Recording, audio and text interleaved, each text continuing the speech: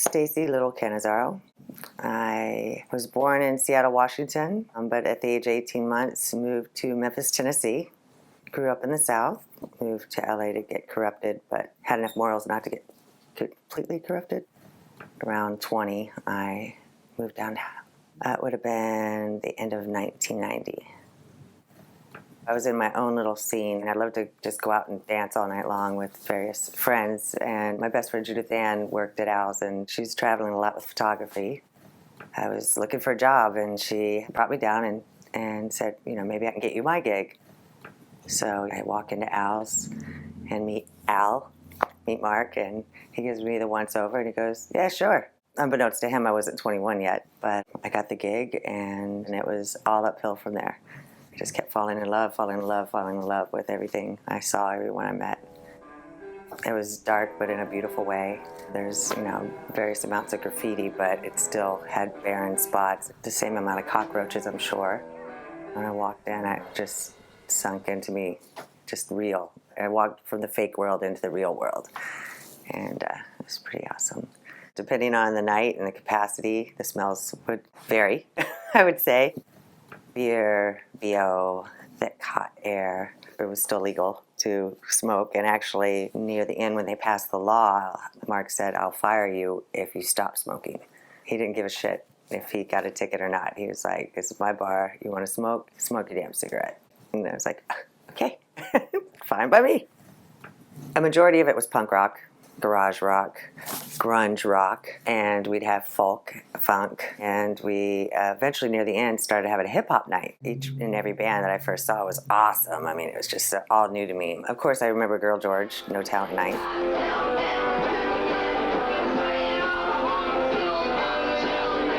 Because she was there every Thursday at the time, and that was her joint. My favorites from the get-go, Pop Defect, obviously.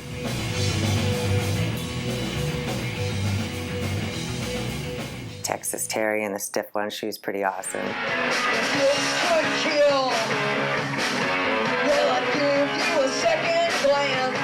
In the beginning of the era, I guess it was like Rommel's Goggles,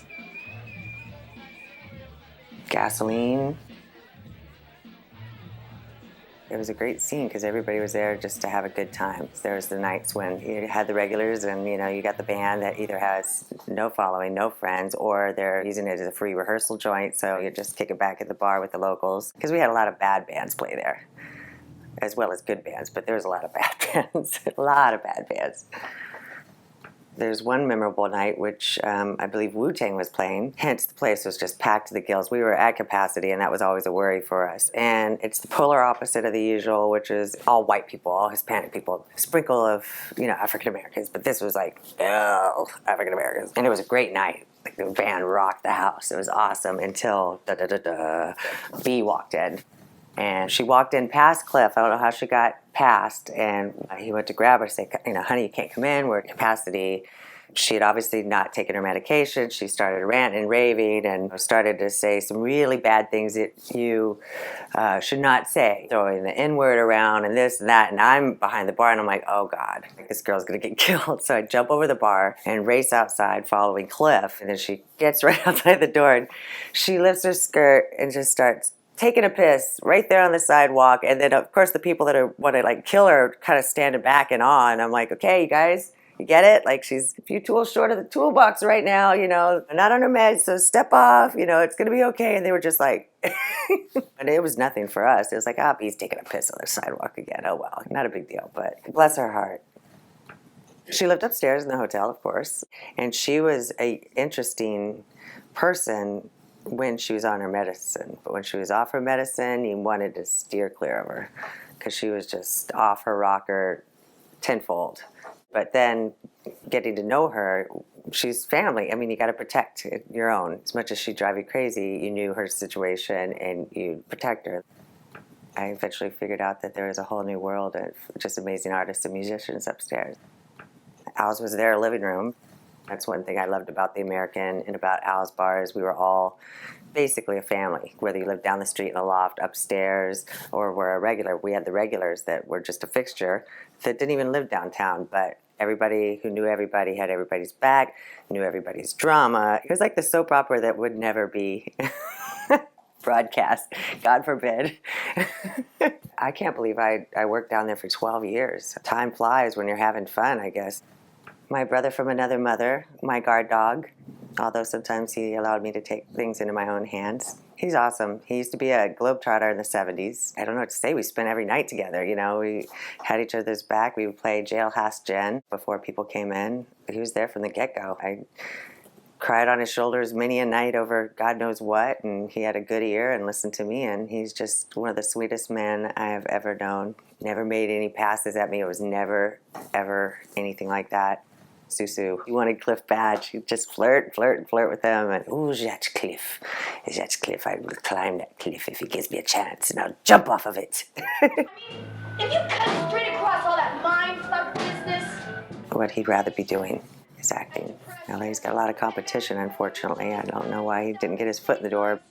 He's a very spiritual man. He's very do unto others as they do unto you. He didn't drink or smoke or anything like that. He played basketball all the time. He's just a good heart and soul, a good, honest, hard-working man. Mary Edith Speed. She was a bartender when I first started. She was one of many bartenders who took me under their arms and showed me the ropes, and she was one of the top dominatrix in Los Angeles, and she went by Belladonna. A very strong, beautiful person, just so naturally beautiful and just very strong. I gave a bunch of my house bar shirts away. I wish I hadn't. The woman with that dress kind of dominatrix style with the whip, that's her. She had a casual chainsaw on top of the refrigerator and elaborate hearts from Valentine's Day. You know, look what I got. She opens it up and there's a pistol in it. She's one of those people who unfortunately got dealt the cancer card. It was hereditary, ran in the family, and she fought it. Survived, fought it once again, survived, and she built actually a foundation called Bowling for Boobies with Jane Wheatland from the Go-Go's.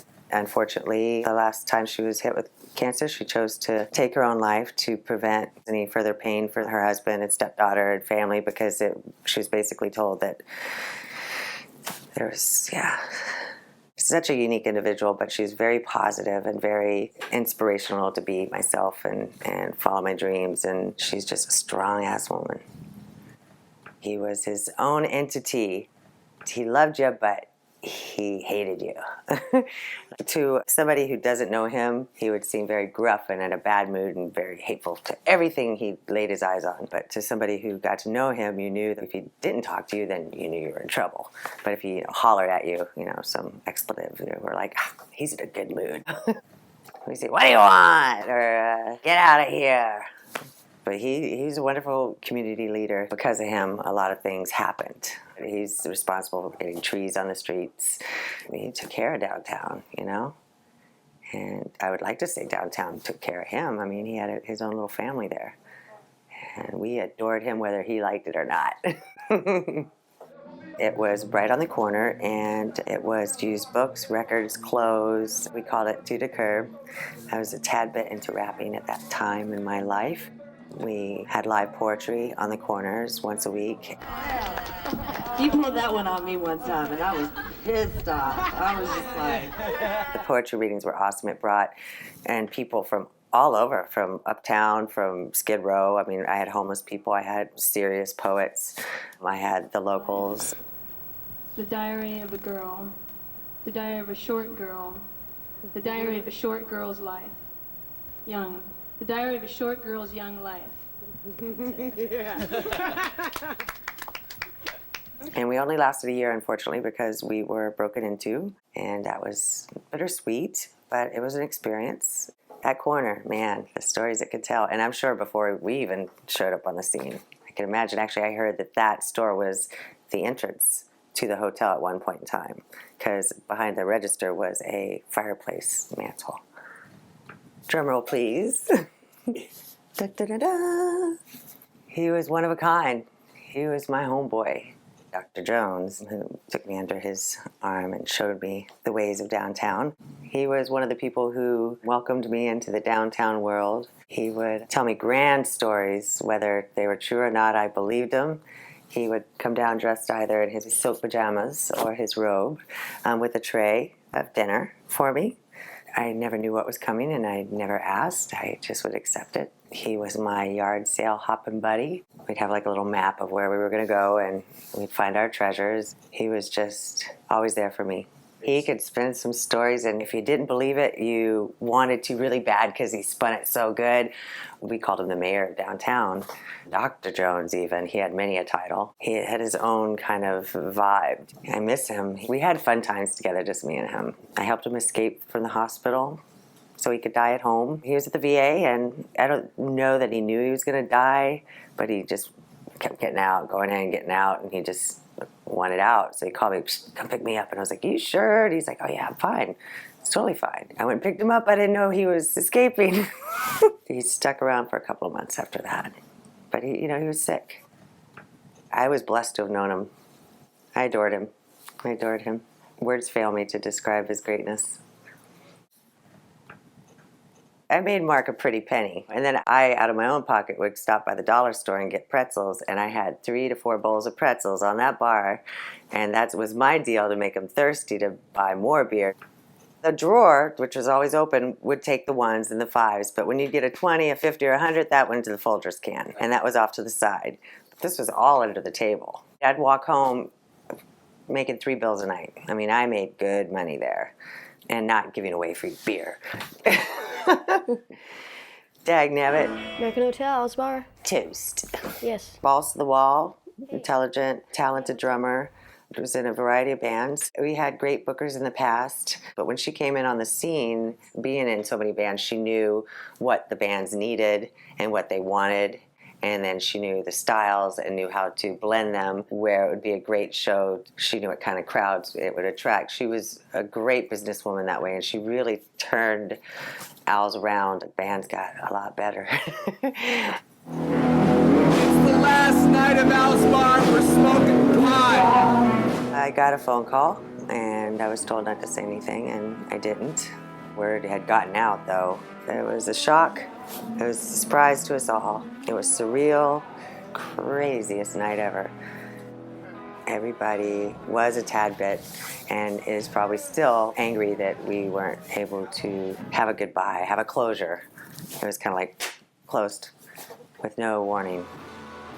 It was really sad because I think we all feel robbed. End of an era for me. I'm very grateful for Mark having me be there for as long, and I would hope I was somewhat of an asset as well as toasting all the bands that performed there, and I'm very grateful for that, but I think we all were very sad that it ended the way it did.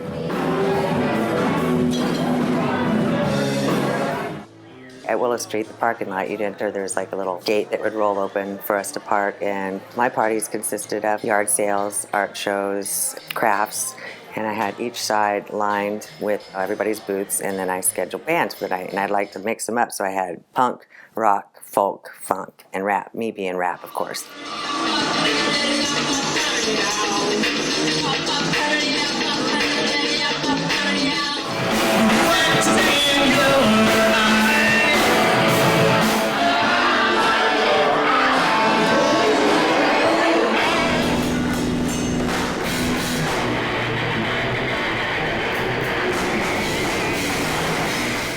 Good times had by all. My second loft I lived in was across the street from Al's. Everybody who lived in the American, or everybody who knew me, who stopped by, would turn and yell up to my room, "Stacey! Hey, Stacey, you home?" Oh my gosh, all the time. It irritated me. Or I love my friends who lived in the American, like, "I saw you doing this last night." It's like, you were looking through my windows, because there's no blinds on my place, you know? It was a neighborhood. Everybody was kind of on the same page, reading the same book, even though they were into different things. There was no judgment. There was no drama. It was just the real deal. Everybody was just doing what they had to do to survive, doing what they wanted to do, not giving up and getting a desk job. It didn't matter how old you were, how much money you had, which none of us really had any money, but it didn't matter. And I loved that about downtown, just the lack of judgment. Everybody was on the same damn page. I wish I would never have gone back, but I did go back. And it was just surreal and like a nightmare for me. People say, you know, you gotta let things grow and it's not gentrification. Well, yeah, it is. It's nothing like what I knew. And great, more power to whomever is running the joint now. But it was surreal and just bittersweet. The worst of it all was walking into Al's and going, whoa, and them going, shh, there's yoga going on. Are you fucking kidding me? Did I at least go see the patio? And they're like, no, you have to leave. I was like, no problem, I'm leaving. It was just so weird. So what's the difference? A big difference. There's no struggle. It's like, oh, I'm going to pretend to be an artist now. And like Daddy said that I could like have this loft. And sorry. Anybody who knew me back then knows I liked hot pants and fishnets. I loved making outfits into my own. Like I'd get a old 1970s dress and I'd chop it, make it a mini skirt.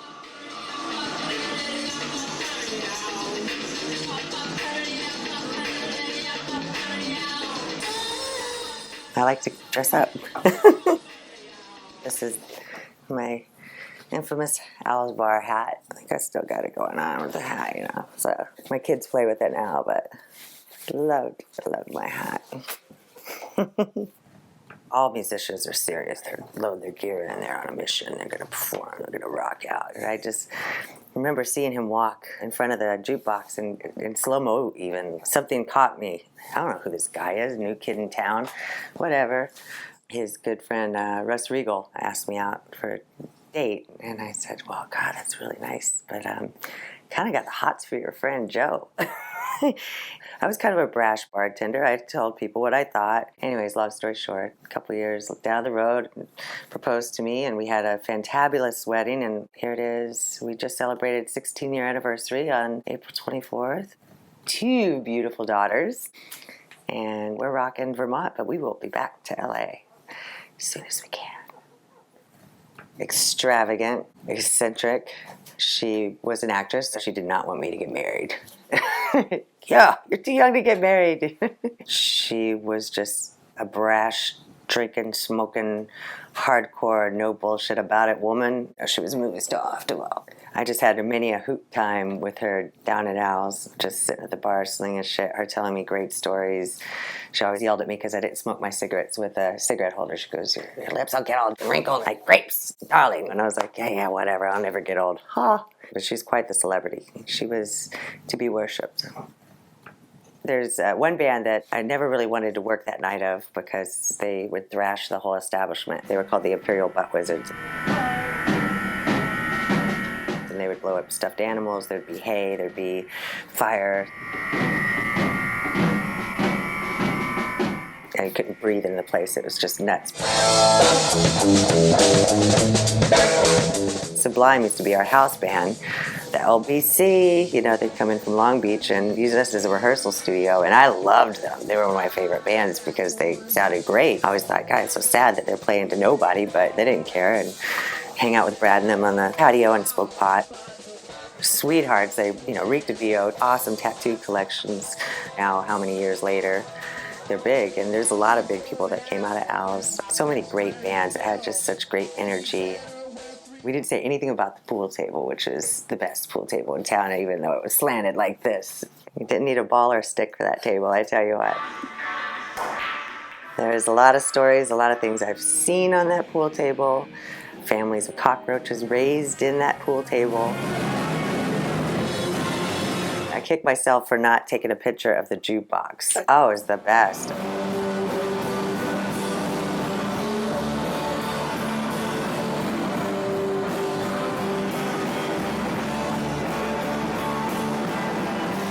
Pop Defect had a 45 in there. The best times of my life, to be honest with you. It's an era that I took for granted. An era I didn't know would be an era. I didn't know any different. I was just going day to day and enjoying it. I'm sure I had my hard days, empty pockets, you know, but looking back on it, would not have done anything differently. I feel privileged to have known everybody I knew, and I'm happy to still know the ones that haven't gone to the other side. I loved it. I'm so grateful that I was a part of that kick-ass life I had there. I tell you what. I sowed my oats and then some. Good times. Good times they were. Cut.